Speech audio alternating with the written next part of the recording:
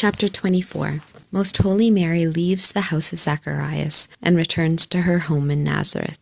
At the call of Elisabeth, the most fortunate of husbands, Saint Joseph, had come in order to attend Most Holy Mary on her return to her home in Nazareth. On arriving at the house of Zacharias, he had been welcomed with indescribable reverence and devotion by Saint Elisabeth and Zacharias. For now also the holy priest knew that he was the guardian of the sacramental treasures of heaven, though this was yet unknown to the great patriarch Saint Joseph himself. His heavenly spouse received him in modest and discreet jubilation, and, kneeling before him, she, as usual, besought his blessing and also his pardon for having failed to serve him for nearly 3 months during her attendance upon her cousin Elisabeth.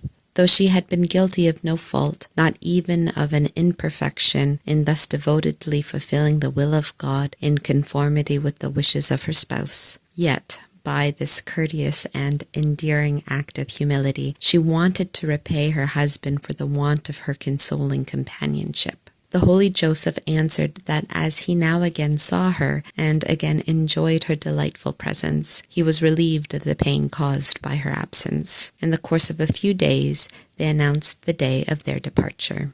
Thereupon, the Princess Mary took leave of the priest Zacharias. As he had already been enlightened by the Lord concerning her dignity, he addressed her with the greatest reverence as the living sanctuary of the divinity and humanity of the eternal Word. "My mistress," he said, "praise and bless eternally thy Maker, who, in his infinite mercy, has chosen thee among all his creatures as his mother, as the sole keeper of all his great blessings and sacraments. Be mindful of me, thy servant, before thy Lord and God, that he may lead me in peace through this exile to the security of the eternal peace which we hope for, and that through thee I may merit the vision of his divinity, which is the glory of the saints. Remember also, O Lady, my house and family, and especially my son John, and pray to the Most High for thy people." The great lady knelt before him and in profound humility asked him to bless her. This Zacharias hesitated to do, and instead asked her to give him her blessing. But nothing could overcome the humility of her who was the teacher of that virtue and of all holiness, and therefore she importuned the priest for his blessing until he yielded to the impulse of the divine light.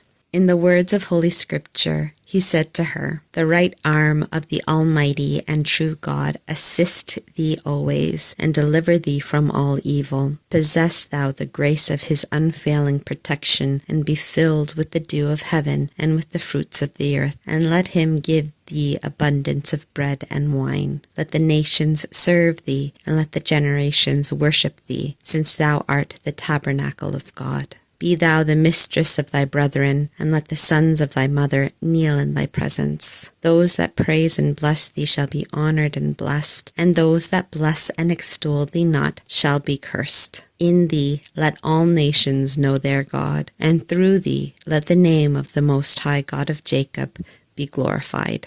In return for this prophetic blessing, Most Holy Mary kissed the hand of the priest and asked him to forgive her the faults committed in his house. The saintly old man was much moved by these parting words of the most pure and amiable of creatures, and ever thereafter bore hidden within him the memory of the mysteries revealed to him concerning the Most Holy Mary. Only once, when he was present at a meeting of the priests in the temple, who were congratulating him on account of the birth of his son and the restoration of his speech, he was moved by the excess of his joy, and he answered them, "I believe firmly that the Most High has visited us and has already sent us the promised Messiah, who will redeem his people." But he spoke no further of what he really knew of the mystery. The holy priest Simeon, however, who was present and heard these words, was seized with great joy of spirit, and by divine impulse exclaimed, "Let not, O Lord God of Israel, thy servant depart from this valley of misery before he has seen thy salvation and the Redeemer of his people." To this prayer he afterwards alluded when, at the presentation of infant God in the temple, he received him into his arms, as we shall see later on. Until that event took place, he desired more and more ardently to see the incarnate Word. Leaving Zacharias in tears, Mary betook herself to her cousin Elisabeth. As she was a cousin of Mary, of a tender heart, and as she had enjoyed so many days of sweet intercourse, and had received so many favors of the Mother of Grace, she was almost overcome with grief at the mere thought of now losing the source whence so many blessings had flown, and were yet to flow, if she could only retain it. Hence, when the time for taking leave of the Mistress of Heaven and Earth finally arrived, her heart was torn with sorrow, and she could say only a few words amid her copious tears and sighs, revealing her inmost soul. The serene Queen, being superior to all inordinate movements of the natural passions, in affable modesty, spoke to Elisabeth. My beloved cousin, do not grieve so much over my departure, since the charity of the Most High, in whom I truly love thee, knows no distance of time or place. In him I behold thee, and I keep thee in my mind, and thou also wilt find me in that same presence. Short is the time of our bodily separation, since all the days of human life are so fleeting, and if we gain the victory over our enemies, we shall very soon see ourselves and enjoy ourselves in the celestial Jerusalem, where there is no sorrow, no weeping, no separation. In the meanwhile, thou wilt find all blessings in the Lord, and also me thou wilt find and possess in him. He will remain in thy heart and console thee.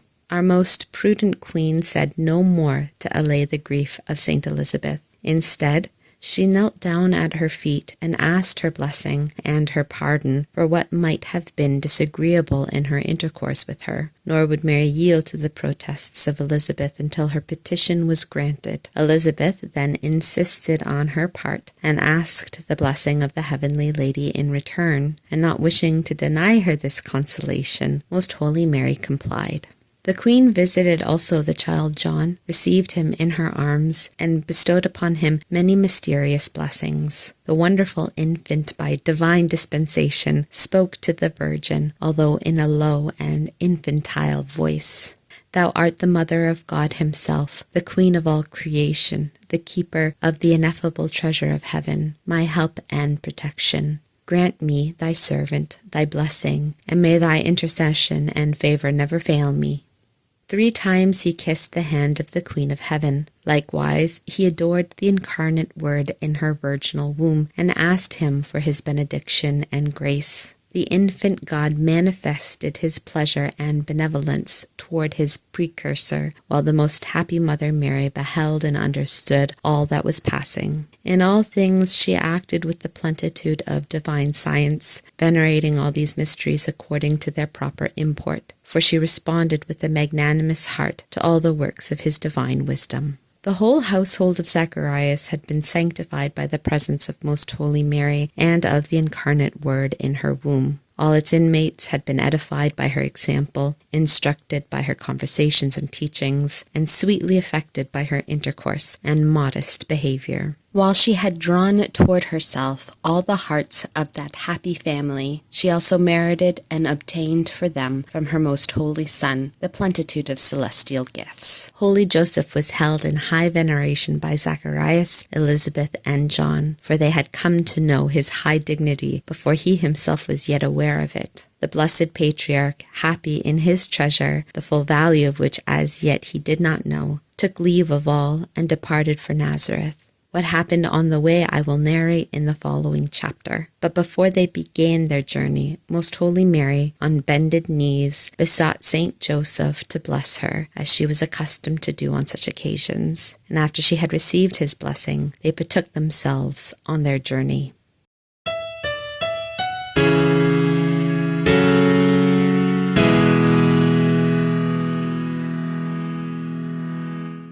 Instruction by the Most Holy Queen Mary.